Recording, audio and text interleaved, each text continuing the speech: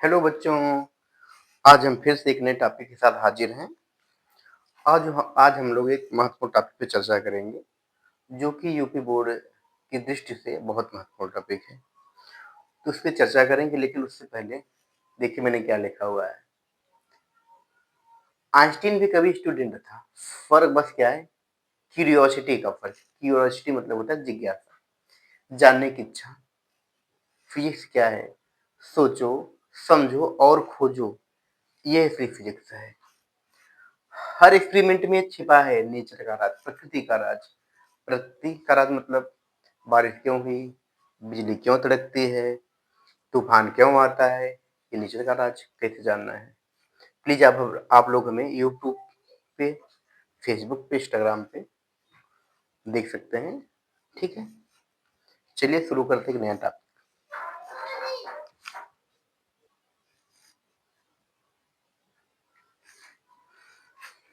तो हमने कहा प्रतिरोध, रेजिस्टेंस।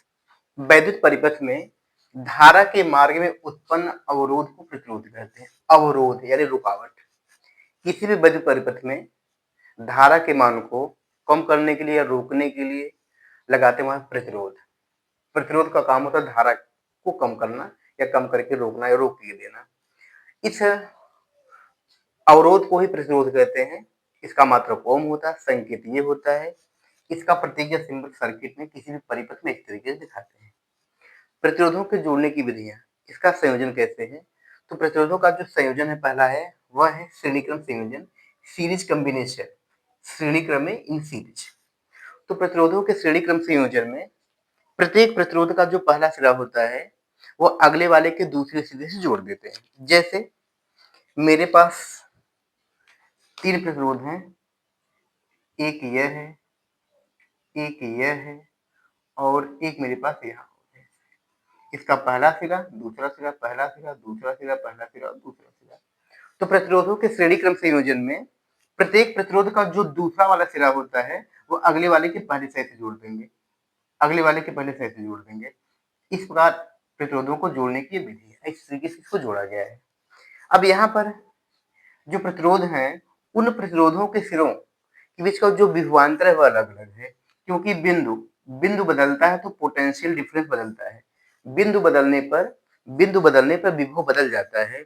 इसका पॉइंट अलग था, इसका पॉइंट अलग था, इसका पॉइंट अलग था। जैसे यहाँ भी मैंने जोड़ा, तो बिंदु बदलने पर विभव बदलता है, इसलिए इसके सिरों के बीच का पोटेंशियल V1 है, इसके सिरे के बीच का पोटेंशियल V2 है, इसके सिरे के बीच का पोटेंशियल V3 है।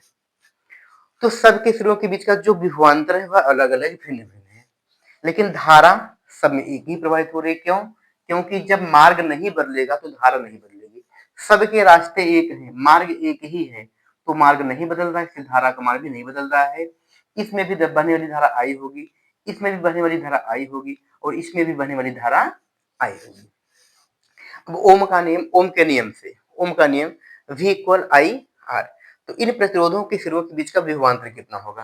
प्रतिरोध R1 के सिरों के बीच का विभवांतर, बहने वाली धारा I है, प्रतिरोध R1 है तो पोटेंशियल V1 होगा IR1। इसी प्रकार से प्रतिरोध R2 के सिरों के बीच का विभवांतर, बहने वाली धारा I है, प्रतिरोध R2 है तो पोटेंशियल होगा V2 जो कि IR2 के बराबर होगा।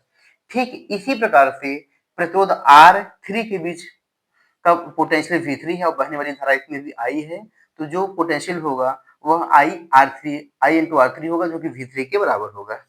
यह पॉइंट A है, यह पॉइंट D है। तो इस प्रकार से A और D के बीच का कुल टोटल पोटेंशियल कितना होगा, तो सबको जोड़ लेंगे। मैंने कहा मान लिया जोड़ने पर V आता है, V कितना होगा, V1 V2 V3 के योग की क्या होगा, बराबर होगा। अब यहाँ से V1 V2 V3 का मान रखने पर IR1 IR2 IR3। अब VIR होता है, जो सेल है सेल का भी पोटेंशियल होता है। सेल का पोटेंशियल E है। सेल के पोटेंशियल को E से दिखाते हैं और जो प्रतिरोध होता है उसके पोटेंशियल को V से दिखाते हैं। हालांकि दोनों ही पोटेंशियल हैं। तो अब ये जो सेल होगा इसका जो पोटेंशियल होगा इनके पोटेंशियल के योग की क्या होगा, बराबर होगा। तो यहाँ से V इक्वल आई आर होगा, तो यहाँ आई आर रखेंगे, आई इन सब में कॉमन लेंगे, आई से कट जाएगा, तो बचेगा R equal R1 plus R2 plus R3। यह श्रेणी क्रम संयोजन में तुल्य प्रतिरोध है। श्रेणी क्रम संयोजन में जो तुल्य प्रतिरोध होता है वह भिन्न भिन्न प्रतिरोधों के योग की क्या होता है, बराबर होता है। आपको याद ये रखना है कि श्रेणी क्रम संयोजन में धारा समान है। धारा इसलिए समान है क्योंकि मार्ग नहीं बदल रहा है। जब रास्ता नहीं बदलेगा धारा का तो धारा का मान समान होगा।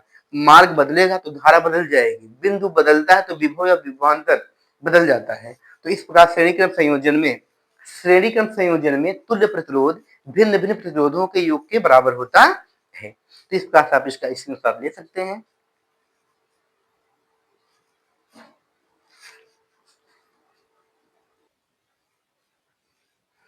प्रतिरोधों का जो दूसरा संयोजन है वह है समांतर क्रम संयोजन।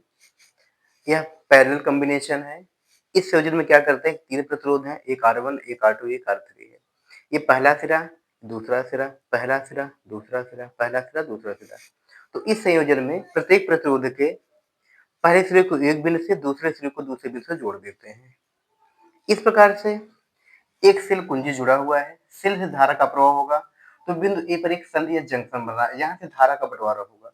यहाँ सेल से निकलने वाली धारा आई है, लेकिन यहाँ धारा का बंटवारा होगा और यहाँ धारा जो होगी वो तीन भागों में बंट जाएगी।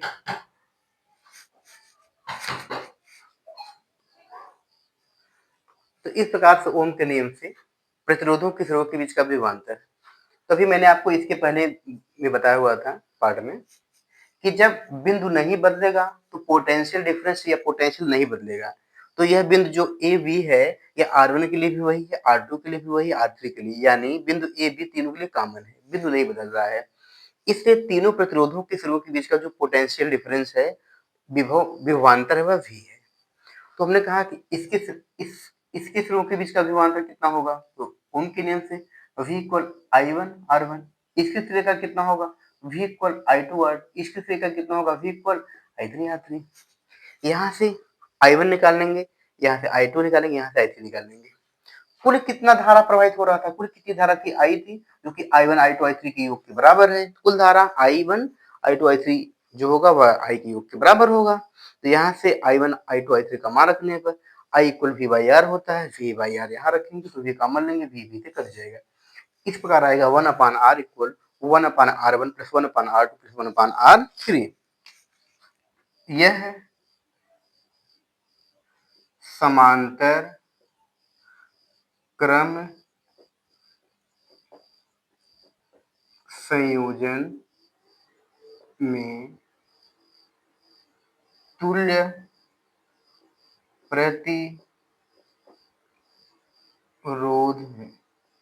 यह समांतर क्रम संयोजन में तुल्य प्रतिरोध है। जब हमको प्रतिरोध का मान अधिक चाहिए तो हमको उसको श्रेणी क्रम में जोड़ना है, सीरीज कॉम्बिनेशन में।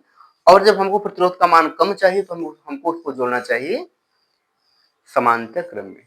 तो इस प्रकार यह बहुत महत्वपूर्ण टॉपिक है, हाई स्कूल की दृष्टि से पूछा जाने वाला टॉपिक है ये, 10th क्लास के लिए ये।